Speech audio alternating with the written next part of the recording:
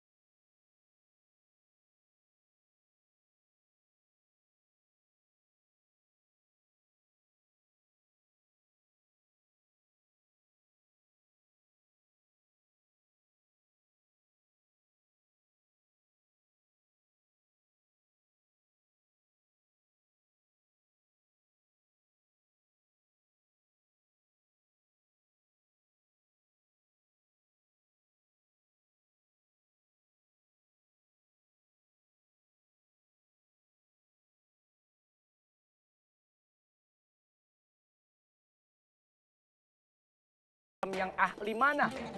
Mereka memanah dari atas sini.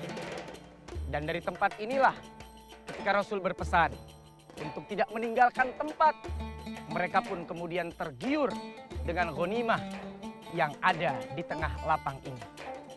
Turun, lalu Khalid bin Walid memutar pasukan dan kemudian mereka memanahi segenap kaum muslimin, para sahabat yang berjuang di tempat ini, dan gugurlah mereka-mereka yang menjadi syuhada. Yuk, ikuti saya. Perang Uhud sendiri terjadi pada tahun ketiga Hijriah, waktu kaum musyrikin Makkah sampai di perbatasan Madinah. Umat Islam mengadakan musyawarah bersama para sahabat yang dipimpin langsung oleh Nabi Muhammad SAW. Banyak para sahabat mengusulkan agar umat Islam menyongsong kedatangan musuh di luar kota Madinah. Usul ini akhirnya disetujui oleh Nabi Muhammad. Beberapa orang pemanah ditempatkan di atas gunung Uhud untuk mengadakan serangan-serangan bila mana kaum musyrikin mulai menggempur kedudukan umat Islam. Pelan-pelan kita akan coba naik ke atas. Kita refleksi, kita bayangkan bagaimana dulu suasana pertempuran itu ada di tempat ini. Dalam perang yang dahsyat itu, umat Islam alhamdulillah mendapatkan kemenangan yang gemilang. Para pemanah hebat yang berada di atas gunung, mereka mampu menghadang musuh-musuh yang akan menyerang. Namun sayang, 1000 kali sayang, karena ulah seorang munafik yang bernama Abdullah bin Ubay bin Salul.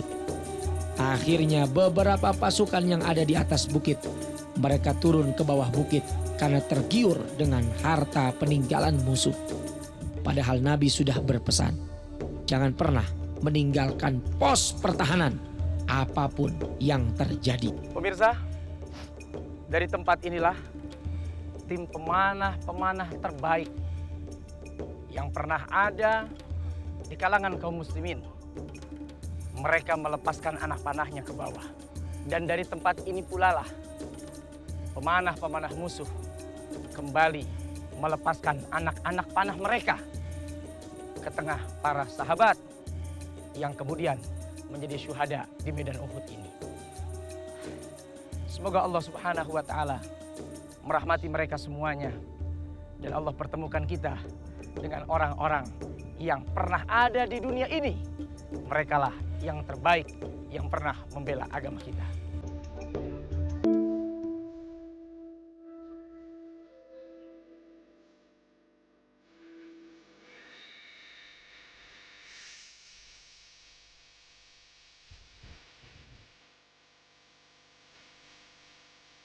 Saya sedang membayangkan bagaimana peperangan itu terjadi. Akibat pesan yang tidak ditaati oleh para pemanah yang ada di atas bukit, akhirnya kesempatan ini digunakan oleh Khalid bin Walid sebelum masuk Islam. Seorang ahli strategi perang yang memimpin tentara berkuda, menggerakkan tentaranya kembali guna menyerang, sehingga umat Islam saat itu mengalami kekalahan yang tidak sedikit. Kurang lebih 70 orang sahabat gugur sebagai syuhada. Dalam perang ini Hindun memberikan upah kepada Wahsy, budak Jubair, untuk membunuh Hamzah pamannya Nabi. Karena Hindun dendam, ayah Hindun dibunuh oleh Hamzah dalam perang Badar. Nabi Muhammad SAW sendiri dalam peperangan tersebut mendapatkan luka-luka yang hebat. Dan sahabat-sahabat yang lain banyak yang menjadi perisai Nabi. Mereka gugur karena badannya penuh dengan anak panah yang menancap. Mirza, setelah dari Bukit Pemanah ini, kita akan coba mendatangi tempat pemakaman para syuhada Uhud. Oke? Let's go. Setelah perang usai dan kaum musyrikin kembali ke kota Mekah, Nabi Muhammad SAW pun memerintahkan agar jenazah mereka yang syahid di medan Uhud dikuburkan di Jabal Uhud.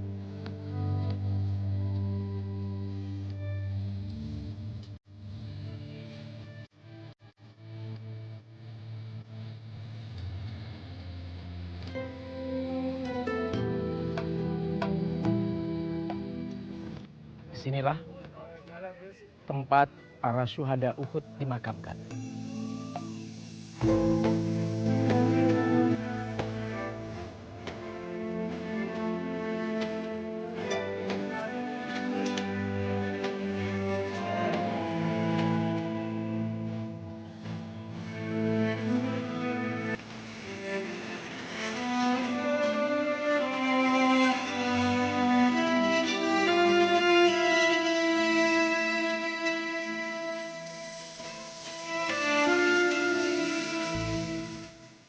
Mirsa yang dirahmati oleh Allah Subhanahu wa Ta'ala, alhamdulillah selesai sudah perjalanan kita pada kesempatan hari ini.